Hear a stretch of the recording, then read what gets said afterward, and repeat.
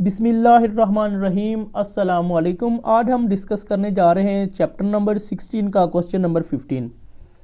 A sample of size 14, यानी हमारा n है वो 40 है, from a non normal population yield the sample size x बार हमें 71 गिवन है एंड s स्क्वायर की जो वैल्यूज है वो हमें 200 गिवन है। टेस्ट यहाँ पे हमें H0 गिवन है, म्यू जो है वो हमने लेना है 72 अगेंस्ट H1, जो H1 है वो हमने म्यू नॉट इक्वल टू 72 लेना है यूजिंग अ 0.01 सिग्निफिकेंस लेवल, यानी जो हमारा लेवल ऑफ सिग्निफिकेंस हमने लेना है वो 0.01 लेना। अब हम आते हैं इसके आंसर की तरफ। तो देखिएगा जो हमें वैल्यूज गिवन है सबसे पहले हम वो लिखेंगे, mu which is equal to 72, X bar which is equal to 71, S square की वैल्यू हमें गिवन है 200। अगर हम दोनों साइड स्क्वायर रूट लें तो एस की हमारे पास वैल्यू बन जाती है 200 स्क्वायर रूट, क्योंकि जो स्क्वायर है उससे स्क्वायर रूट कट गई और एस की वैल्यू हमारे पास बन गई 200 स्क्वायर रूट, और जो एन की हमें वैल्यूज गिवन है वो है 40। तो अब हम इनके मेन कॉन्सेप्ट की तरफ आते हैं। फर्स्ट जो हमें गिवन है H0 mu 72, H1 mu not equal to 72। तो याद रखिएगा जब हमारा जो म्यू H1 जो है वो म्यू नॉट इक्वल टू जो भी वैल्यूज हो तो उसका मतलब है जो हमारा वो टेस्ट बन रहा होता है वो 2 टेल टेस्ट होता है। अगर यहाँ पे ग्रेटर या लेस का साइन है तो वो हमारा 1 टेल टेस्ट या 1 साइडेड टेस्ट होता है। दूसरा हमें लेवल ऑफ सिग्निफिकेंस या तो गिवन हो या हमने खुद लेना हो, तो यहाँ पे हमें गिवन है तो जो गिवन है फिर हमने वही रखना है, अगर नहीं गिवन तो हमने अपनी मर्जी से ले लेना है। तो यहाँ पे हम लिखेंगे alpha which is equal to 0.01।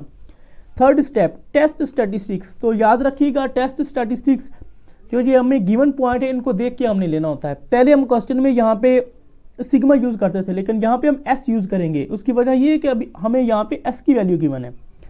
तो हम लिखेंगे X bar minus mu over S over N square root. ये मैंने जी लिखा है, नीचे मैंने लिखा है CAL। CAL का मतलब होता है जी कैलकुलेटेड।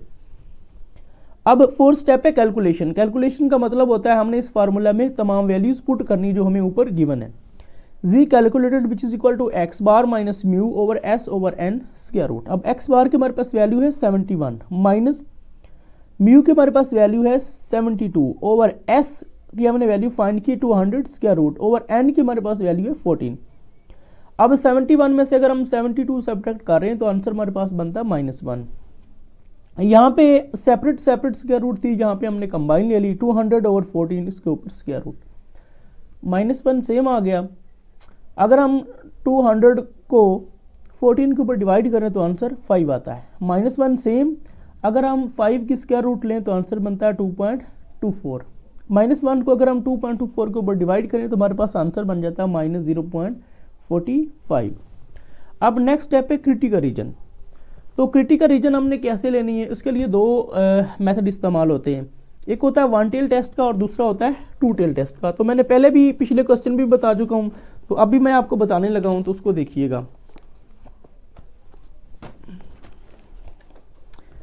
ये है 2 टेल टेस्ट और ये है 1 टेल टेस्ट। हमारा यहाँ पे 2 टेल टेस्ट है तो हमने यहाँ पे जी अल्फा और 2 इस्तेमाल करना है। आगे इसका पूरा फार्मूला हमें बताया गया, वो भी मैं आपको बता देता हूँ। ये देखिएगा, जब हमारे पास 2 साइडेड टेस्ट हो तो हमने फार्मूला इस्तेमाल करना है जी ग्रेटर है जी अल्फा ओवर 2। ये जो जी है इसका मतलब है ये वाला जो जी है ये जी कैलकुलेटेड हमने लिखना है, जी कैलकुलेटेड ग्रेटर हो जी अल्फा ओवर 2 से।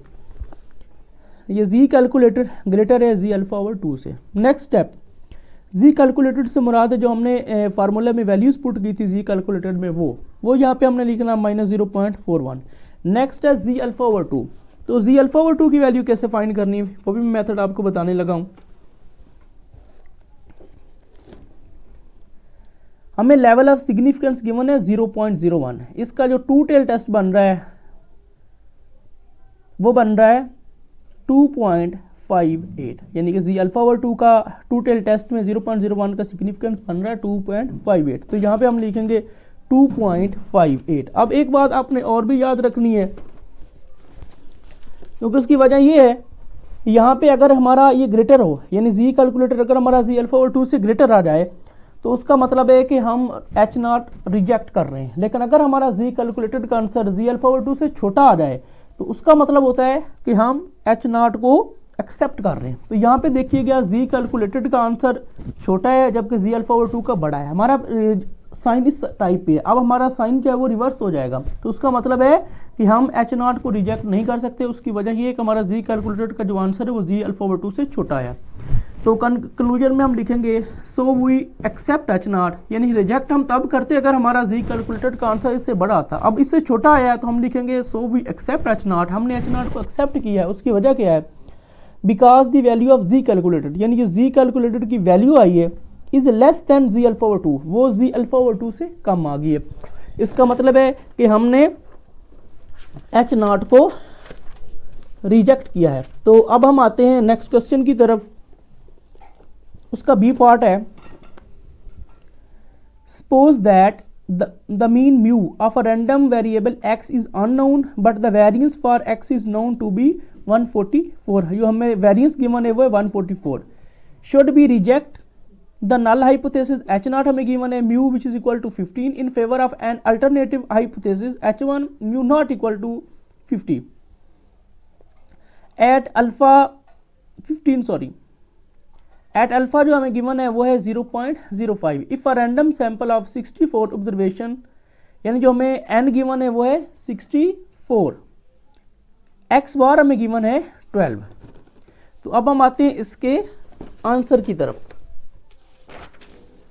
सबसे पहले जो गिवन वैल्यूज है वो हम लिखेंगे mu which is equal to 15, X bar which is equal to 12, sigma square, ये जो हमें वेरिएंस गिवन है वो है 144। अगर हम दोनों साइड स्क्वायर रूट लें तो सिग्मा की हमारे पास वैल्यू बन जाएगी 144 इसके ऊपर स्क्वायर रूट, और एन हमें गिवन है 64।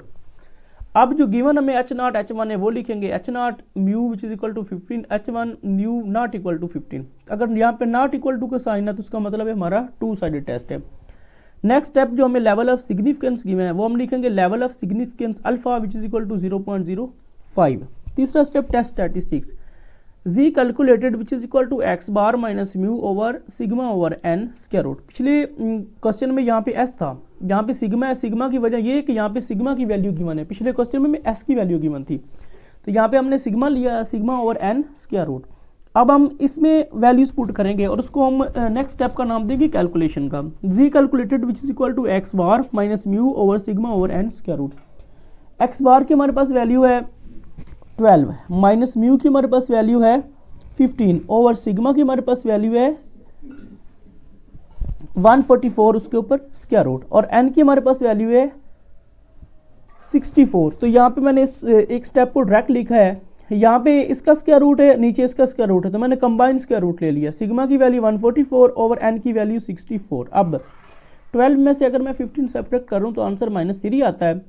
अगर मैं 144 को 64 के ऊपर डिवाइड करूँ तो मेरे पास आंसर आता है 2.25, इसके ऊपर है स्क्वायर रूट। अब -3 सेम ओवर, अगर मैं 2.25 की स्क्वायर रूट लें तो आंसर मेरे पास बनता है 1.50। -3 को 1.50 के ऊपर डिवाइड करें तो आंसर बनता है -2। अब हम नेक्स्ट स्टेप की तरफ आते हैं जो हमारे पास है क्रिटिकल रीजन, उसको हमने नाम दिया स्टेप 5 को। उसमें है जी कैलकुलेटेड ग्रेटर है जी अल्फा ओवर 2 से। अगर हमारे पास टू साइडेड टेस्ट हो तो पिछले क्वेश्चन में भी टू साइडेड बना था, तो मैंने बुक से चेक करवाया था, वो हमारे पास क्रिटिकल रीजन का फार्मूला बनता है जी कैलकुलेटेड ग्रेटर है जी अल्फा ओवर 2 से। अब जी कैलकुलेटेड की हमारे पास वैल्यू आई है -2 और जी अल्फा ओवर 2 की हमने अभी वैल्यू फाइंड करनी है, वो मैं आपको बताने लगा हूं, वो देखिएगा। टू साइडेड टेस्ट है, 0.05 की हमने वैल्यू चेक करनी, वो हमारे पास बन रही है, ये देखिएगा टू साइडेड टेस्ट में 1.96, वो मैंने लिख दी। अब यहाँ पे ये ग्रेटर का साइन दिया गया है, इसका मतलब है अगर जी कैलकुलेटेड का आंसर जी अल्फा ओवर 2 से बड़ा आता है तो हम एच नॉट को रिजेक्ट करेंगे। लेकिन अगर हमारा जी कैलकुलेटेड का आंसर इससे छोटा आता है तो उसका मतलब है हम एच नॉट को एक्सेप्ट करेंगे। अब जी कैलकुलेटेड का आंसर जी अल्फा ओवर 2 से छोटा आ गया, एक तो हमारा साइन रिवर्स हो गया, और दूसरा हम कंक्लूजन में क्या लिखेंगे, so we reject accept H not. Sorry, हम रिजेक्ट नहीं कर सकते, अगर हमारा आंसर बड़ा हो तब हमने रिजेक्ट करना था। अब आंसर छोटा आ गया तो लिखेंगे so we accept H naught, हम एच नॉट को एक्सेप्ट कर रहे हैं। उसकी वजह क्या है, because the value of ji calculated, जो जी कैलकुलेटेड की वैल्यू है हमारे पास is less than ji alpha over 2, वो इस जी अल्फा ओवर 2 से छोटी आ गई है। तो उसका मतलब है हम एच नॉट को एक्सेप्ट कर रहे हैं। तो नेक्स्ट हम नेक्स्ट क्वेश्चन की तरफ आते हैं। नेक्स्ट क्वेश्चन है question number 16। It is claimed that an automobile is driven on the average more than 20,000 kilometers per year. To test this claim, a random sample of 100 automobile owners are asked to keep a record of the kilometer they travel.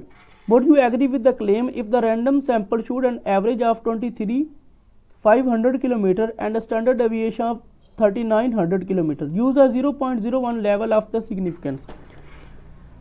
तो अब हम आते हैं इसके answer की तरफ। तो वहां पे मैं इसकी तमाम वैल्यूज जो है ना वो भी लिख दूंगा।